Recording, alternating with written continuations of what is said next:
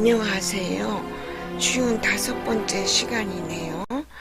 유튜브라는 세계를 만난 것은 불과 몇 개월밖에 되지 않았고, 그 전에는 주로 제가 읽은 UFO, 뉴에이지 서적들을 재해석해서 소개하는 글을 인터넷에 올리고 있었습니다. 그런데 이상하게도 제가 운영하는 홈페이지의 조회수는 전혀 움직이지 않는데, 즉 아무도 방문하지 않는 것 같은데 어디선가 저의 글들이 공개되고 읽히고 있다는 느낌을 항상 받고 있었습니다. 그래서 일종의 의무감 같은 것을 느끼며 글을 계속 올렸고, 그 내용들을 정리해서 몇 권의 책을 만들었기에 한시름 놓고 유튜브 세계에도 들어가 볼 수 있는 여유가 생겼던 것입니다. 그리고 영상물 제작에도 욕심이 생겨 서투른 솜씨로 이렇게 영상물들을 올리고 있는데, 여전히 조회수는 항상 고정 상태입니다. 혹시나 내 유튜브도 언젠가는 구독자들이 생길 때를 생각해서 자신을 소개하는 것도 필요하다는 생각이 듭니다.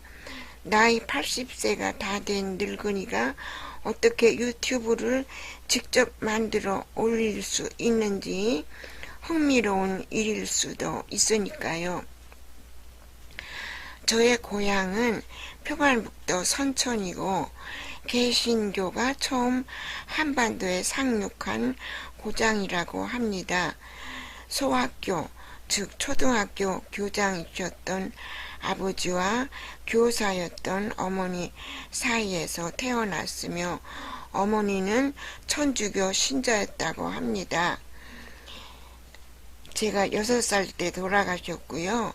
인근 박천이라는 도시에서 유년 시절을 보냈을 때 예수 일대기 영화 같은 것을 보았다는 기억이 남아있고, 6.25 피난으로 남하에서 아산군에 정착했을 때 초등학교 5학년 담임이셨던 배인근 선생님이 방과 후마다 필자를 저를 풍금 옆에 불러 세워놓고 열심히 찬송가를 가르쳐 주셨습니다.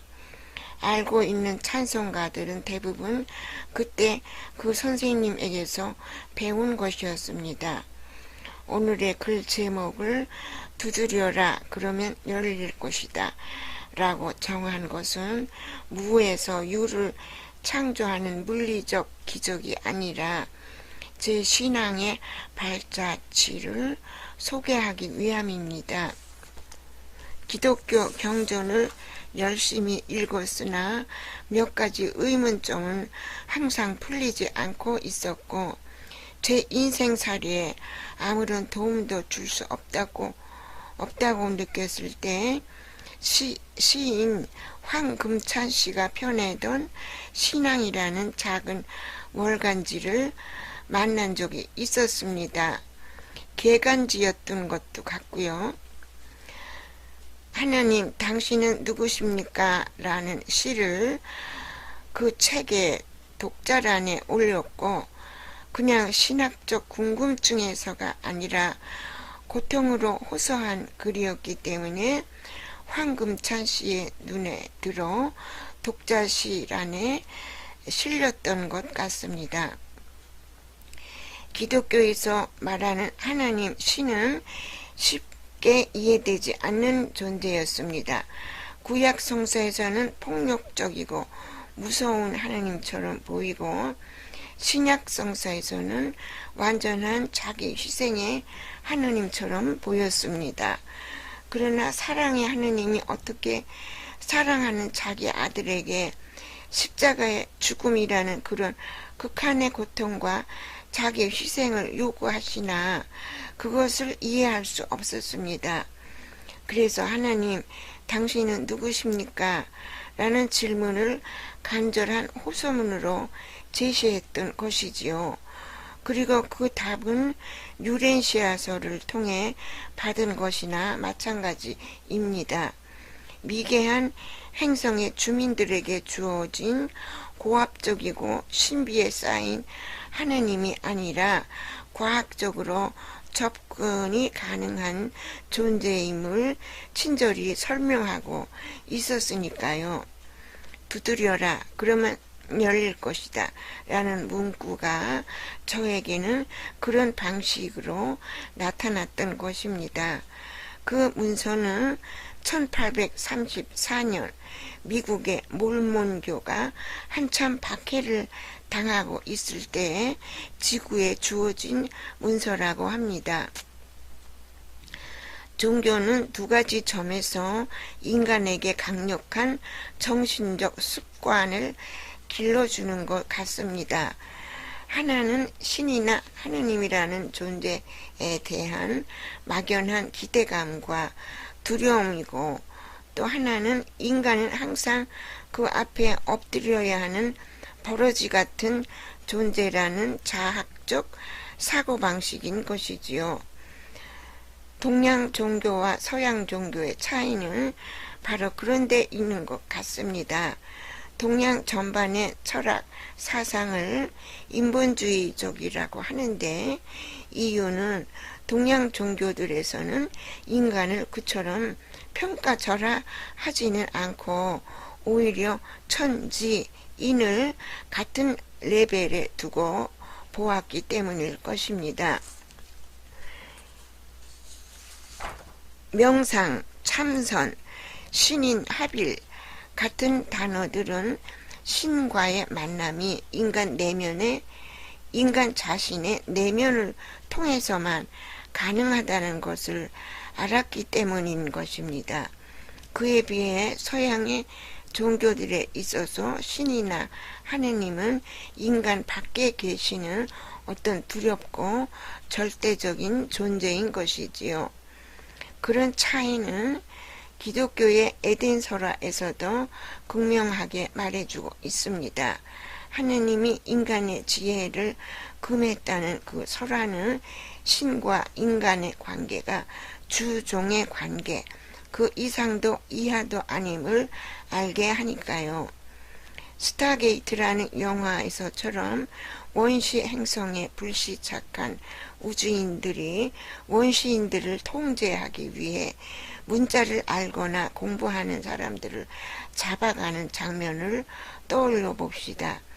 이런 제안을 한다면 저에게 돌을 던질 사람들이 있을 것입니다.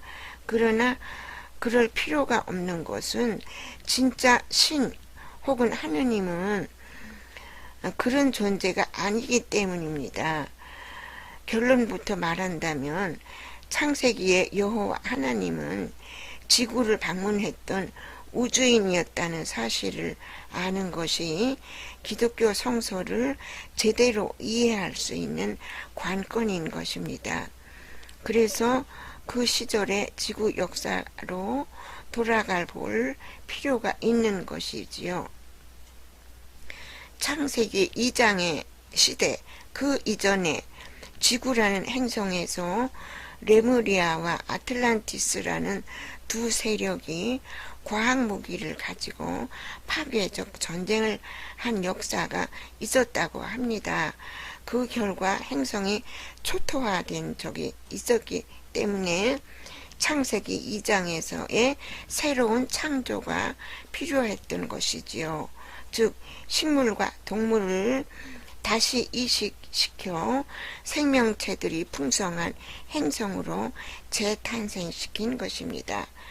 그 다음 아담과 이브를 탄생시켰고, 그 한참 후손인 플라톤의 시대에 플라톤이 저서에 처음 등장한 아틀란티스에 대한 인류의 기억은 이 시대의 새로운 이야기로 우리에게 전해지고 있습니다. 레무리아와 아틀란티스 두 국가의 조상들이 플레야데스라는 별자리에서 지구로 왔으며 상호 파괴적 전쟁을 한 결과 사라진 존재들이 되었고, 지구는 인간이 살 수 없는 불모의 행성이 되었던 것이라고요. 창세기 1장과 2장에서는 같은 창조 설화를 말하고 있지만 약간 차이가 납니다. 1장은 태초의 하나님이라는 용어를 쓰고 있고, 2장은 여호와 하나님이라는 개인적 호칭을 사용하고 있습니다. 1장의 하나님은 전체 광우주를 다스리시는 위대한 중앙우주의 하나님들을 뜻하기 때문에 복수적 용어를 사용하고 있습니다. 수억 년도 넘는 아주 오래전 시대, 그 시대는 지구라는 행성의 태초 시대였고, 물과 구름에 뒤덮여 있던 불모의 행성에 처음 생태계를 조성한 이들이 있었던 것입니다. 미카엘 대천사는 그들을 일러 야나니니 종족이라 했는데 무슨 뜻인지는 설명되어 있지 않지만, 그들이 심어 놓았을 심판의 컴퓨터에 대해서는 언급하셨습니다. 위대한 중앙우주에서는 처음 개척되는 모든 행성마다 그 역사를 기록하는 컴퓨터가 설치되는데, 아카식 기록 장치라는 것이지요. 그 장치는 놀랍게도 전체 광우주에 걸쳐 하나의 빅데이터에 연결되는 광대한 구조를 가지고 있다고 합니다. 지구의 5차원 세계인 아카식 세계, 그리고 아카식 기록 장치는 그 거대한 빅데이터의 말단 컴퓨터인 셈이지요. 새로이 개척되는 행성들은 그렇게 역사 기록을 위한 첫 단추가 주어질 뿐만 아니라 우주선들이 드나들 수 있도록 에너지 분포 지도라는 것도 만들어진다고 합니다. 이 지구라는 행성은 그런 과정을 거쳐 생명체들이 살 수 있고, 그것을 관리하는 우주인들도 파견된 임자가 있는 행성으로서 출발했던 것이지요. 그로부터 수억 년에 걸쳐 진행된 역사들도 모두 아카식 기록이 말하고 있기 때문에 절대 떠돌이 우주 불량배들에게 탈취될 행성은 아니라는 점에 우선 안심합시다. 또한 그렇기 때문에 위대한 중앙우주의 어보이신인 파파소스께서 직접 메시지를 주고 계신 행성이 된 것입니다. 또한 이런 사실을 잘 아는 아시다 사령부에서도 그 부하들의 불법적 지구 장악 의도를 변절자들이라는 이름으로 정죄해야 한 것입니다.